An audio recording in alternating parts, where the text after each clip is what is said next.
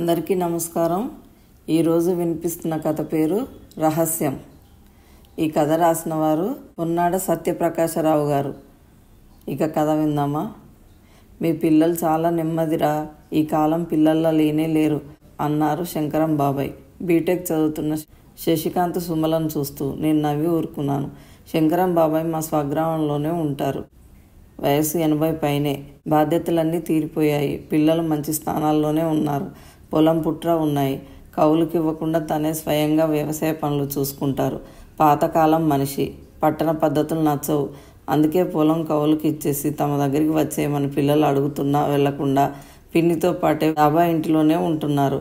మంచి సెంటర్లో ఉండటంతో డాబా తీసేసి వాణిజ్య సముదాయంగా మారుద్దామని చూశారు పిల్లలు. కానీ శంకరం బాబాయ్ ఒప్పుకోలేదు.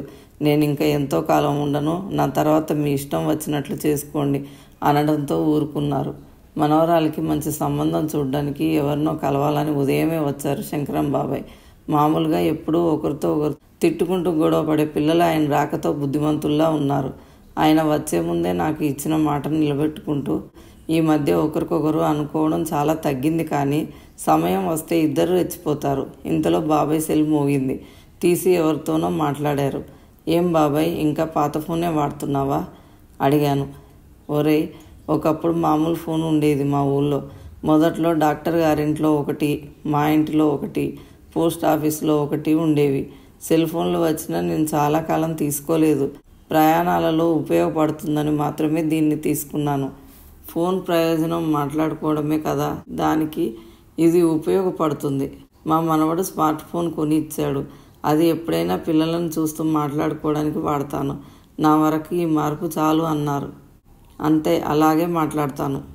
గతంలో మా నాన్నగారు ఎప్పటి నుండో ఉన్న పెంకుటిల్ని మార్చడానికి సుతారం ఒప్పుకోలేదు. నేను దాన్ని డాబాగా మార్చాను. కాబట్టి నేను మార్పుకు వ్యతిరేకిని కాను. డాబాగా మార్చినా మొక్కలకి వచ్చిన ఇబ్బంది ఏమీ లేదు. కానీ ఇప్పుడు కాంప్లెక్స్ చేస్తే నా చిన్న పెరడు కాస్త పోతుంది. అందుకని నేను ఉండగా కాంప్లెక్స్గా చేయొద్దన్నాను అని డాబా మార్చకపోవడానికి వివరణ ఇచ్చారు. ఒరేయ్, నేను 9ంటికే బయటికి వెళ్ళాలిరా అన్నారు. అలాగే బాబాయ్, నేను ఆఫీస్కు వెళ్తూ కారులో మిమ్మల్ని దింపి వెళ్తాను. స్నానానికి లేవండి, టిఫిన్ చేద్దురు కానీ అంటూ ఆయనకి తువ్వాల అందించబోయాను. వద్దురా, నా తువ్వాల ఉంది అని నవ్వుతూ వాష్రూమ్ వైపు నడిచారు ఆయన, తువ్వాల భుజం మీద వేసుకొని. గతంలో వచ్చినప్పుడు మేము ఇచ్చిన తువ్వాలే వాడటం గుర్తుకు వచ్చింది. మారారన్నమాట అనుకుని నవ్వుకున్నాను. డైనింగ్ టేబుల్ మీదే పలహారం తీసుకున్నారు. అంతకుముందు క్రిందనే కూర్చునేవారు. పలహారం చేసిన తర్వాత ఆయనను వారికి కావాల్సిన చోట దింపి నేను ఆఫీస్కు వెళ్ళిపోయాను. సాయంత్రం 7:30 గంటలకల్లా ఇంటికి వెళ్ళిపోయాను. నేనే ఫోన్ చేద్దాం అనుకుంటున్నాను రా, నువ్వే వచ్చేసావు. అమ్మాయి నువ్వు 8:30 గంటలకు కానీ రావని చెప్పింది అన్నారు బాబాయ్. నేను శ్రీమతి వైపు చూసి నవ్వుకున్నాను. రోజు సుమారుగా అంతే బాబాయ్, ఈరోజు మీరున్నారని తొందరగా వచ్చేసాను అన్నాను. మంచి పని చేసావు. నేను రాత్రి 10ంటి బస్సుకు వెళ్ళిపోదాం అనుకుంటున్నాను. వచ్చిన పని అయిపోయింది అన్నారు. అరే, అప్పుడేనా? ఓ 2 రోజులు ఉండొచ్చు కదా అన్నాను. లేదు, ఈసారి నేను పిన్ని వస్తాము. ఇది అనుకోని ప్రయాణం అన్నారు. మీ ఇష్టం అన్నాను. ఫలహారం చేశాక బస్టాండ్కి తీసుకువచ్చాను. ఇంకా చాలా సమయం ఉండడంతో ఒక వారగా కూర్చున్నాం. బాబాయ్ మొదలుపెట్టారు. ఒరేయ్, నీ కుటుంబం నాకు చాలా నచ్చిందిరా. క్రమశిక్షణతో పిల్లల్ని పెంచావు. నేను పొద్దున వెళ్ళింది నాకు వరుసకి మేనల్లుడయ్యే ప్రసాద్ ఇంటికి. నిన్ను తెలుసన్నాడు. ఎప్పుడో ఏదో పెళ్లిలో చూశాడంట అన్నారు. అవును బాబాయ్, అప్పుడప్పుడు బజార్లో కలుస్తుంటాం కూడా అన్నాను. సరే, ఉదయం నేను వాళ్ళ ఇంటికి వెళ్ళేసరికి 10 గంటలు దాటింది. అదేమిటో అప్పుడే లేచినట్లున్నారు. ఇంకా స్నానాలు కూడా కానివ్వలేదు. పిల్లలైతే లేవనే లేదు. పలకరింపులు అయ్యాక నేను ప్రసాద్ బయటికి వెళ్ళి వచ్చాం. వచ్చేసరికి ఆవిడ టీవీ చూస్తుంది. మా రాకను చూసినా కన్ను కూడా తిప్పలేదు. ప్రసాద్ వెళ్ళి మంచినీళ్ళు తెచ్చాడు. ఇంతలో పిల్లలు వాళ్ళ గదుల్లోంచి వచ్చారు. పరిచయం చేస్తే హాయ్ గ్రాండ్ పా అని వెళ్ళిపోయారు. మీ పిల్లలైతే నమస్కారం తాతయ్య గారు అని నిండుగా నమస్కరించారు. ఆవిడ 1 గంట వరకు లేవనే లేదు.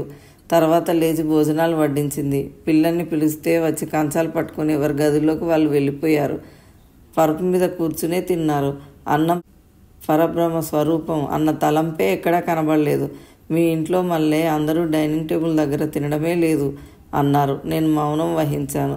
సాయంత్రం నేను ఇంటికి వచ్చినప్పుడు టీవీ చూస్తున్న నీ భార్య లేచి వెళ్ళి మంచినీళ్ళు తెచ్చిచ్చింది. పిల్లలైతే ఆనిముత్యాలే, అసలు ఇంట్లో ఉన్నారా అన్నంత నిశ్శబ్దంగా ఉన్నారు. వాళ్ళైతే మాట మాట అనుకోవడమే. ఇంతలో మీ అబ్బాయి స్నేహితులు వచ్చారు. అందరూ క్రిందికి వెళ్ళారు. నేను బాల్కనీలోంచి చూశాను. వాళ్ళు నలుగురు కిందనే మాట్లాడుకుంటున్నారు. నాకు అర్థమయ్యింది. కాసేపు అయ్యాక చూశాను. ఆ నలుగురు స్నేహితులు బెంచ్ మీద కూర్చుని ఉన్నారు. నిశ్శబ్దంగా మాట్లాడుకుంటున్నారు. నాకు ఆశ్చర్యం వేసింది. ఎదురు బాల్కనీలో అమ్మాయిలు ఉన్నా వీళ్ళు అవాకులు చెవాకులు పేలటం లేదు. మా వయసులో నలుగురం కలిస్తే ఎంత గుబలగా ఉండేది. అందున ఎదురుగా చక్కని అమ్మాయిలు. అయినా ఉలుకు పలుకు లేకుండా బుద్ధిగా కూర్చున్నారు. చూడు, ఈ వయసులో ఎంత సంస్కారం. నేను సిటీ లైఫ్ గురించి విని ఏవేవో అనుకున్నాను, కానీ మీ వాళ్ళు మాత్రం గుణవంతులు. నాకు చాలా సంతోషంగా ఉంది అన్నారు. ఇంతలో ఆయన బస్సు కదలబోతుందని మైక్లో చెప్పడంతో ప్లాట్ఫామ్ మీదకి వెళ్ళాము. ఉంటారా, ఈసారి పిన్నిని తీసుకొని వస్తా, మీ సంసారాన్ని చూసి ముచ్చటపడుతుంది అని బయలుదేరారు బాబాయ్. నేను ఇంటి ముఖం పట్టాను. బాబాయ్ మాటలకు ఒక పక్క నవ్వు, ఓ పక్క బాధ కలుగుతున్నాయి. పిల్లలు అన్నాక తగులాడుకోవడం పరిపాటి. మా పిల్లలు ఎప్పుడూ ఒకరితో ఒకరు గొడవ పడుతుండడం కద్దు. కానీ స్మార్ట్ ఫోన్లు వచ్చాక ఒకరితో ఒకరు గొడవ పడడం కాదు కదా, మాట్లాడుకోవడమే మానేశారు. ఇయర్ ఫోన్స్ తగిలించుకొని గదిలో ఎంతసేపు అయినా కూర్చోవడమే. దానికి తోడు ఎవరైనా బంధువులు వచ్చినప్పుడు నా పరువు కాపాడే సంస్కారం ఇంట్లో అందరికీ ఉన్నది. అది చూసి బాబాయ్ ఆనందపడిపోయారు. బహుశా ప్రసాద్ ఇంటికి ముందుగా చెప్పకుండా వెళ్ళి ఉంటాడు. దాంతో బయటపడిపోయారు. నా ఆఫీస్ పని తర్వాత 7 ఇంటికి వెళ్ళిపోగలను, కానీ కొంచెం లేటుగా వెళ్తాను. ఎందుకంటే మా ఆవిడ రాత్రి 7 గంటల నుండి 9 గంటల వరకు సీరియల్స్లో నిమగ్నం అయిపోతుంది. నేను వేగంగా వెళ్ళినా 9 లోపు ఈ ప్రపంచంలోకి రాదు. అందువల్ల నేను బజార్ పనులు ఏమైనా ఉంటే చూసుకొని లేదా ఫ్రెండ్స్తో గడిపి ఆవిడ సీరియల్స్ అయిపోయే వేళకి వెళ్తాను. ముందు వెళ్తే మాటలు ఉండవు. మంచినీళ్ళు కానీ కాఫీ కానీ ఏదైనా కానీ అన్యమస్కంగా టీవీ మీద నుంచి దృష్టి మరల్చకుండానే అందిస్తుంది. తన పని పతిసేవ ఒకేసారి జరుగుతాయి. 9ంటికి సీరియల్ అయిపోయాక మా ప్రపంచంలోకి వచ్చాక అప్పుడు తిన్నారా తాగారా అని అడుగుతుంది. బాబాయ్ ఉన్నప్పుడు పరువు కాపాడింది. రేపు ఇంకా అసలు నాతో మాటలు ఉండవు. ఎందుకంటే ఈరోజు తప్పిపోయినవన్నీ రేపు యూట్యూబ్లో చూడాలి. మళ్ళీ మామూలు వేళకి షరా మామూలే. ఈ విషయం బాబాయ్కి తెలియదుగా. ఇంకా మా వాడు స్నేహితులతో కింద బెంచి మీద కూర్చోవడం, ఎదురింటి బాల్కనీలో అమ్మాయిలు కూర్చోవడం మామూలే. మా బాల్కనీ నుంచి కిందికి చూస్తే ఆ బెంచి వెనక వైపు కనబడుతుంది. వాళ్ళు నిశ్శబ్దంగా ఉన్నట్టు బాబాయ్కి కనిపించింది. అది నిజమే, వాళ్ళు ఎదురింటి అమ్మాయిలతో కాదు కదా. కనీసం ఆ నలుగురు వాళ్ళల్లో వాళ్ళు కూడా మాట్లాడుకోరు. ఎందుకంటే అందరి చేతుల్లోనూ సెల్ ఫోన్స్ ఉంటాయి. ఎక్కడెక్కడి నుంచో వచ్చి కలుసుకున్నా పక్కనే కూర్చున్నా మాటలుండవు. సెల్ ఫోన్ చూసుకుంటూ కూర్చుంటారు. అది మా కుటుంబ సంస్కార రహస్యం. కథ సమాప్తం.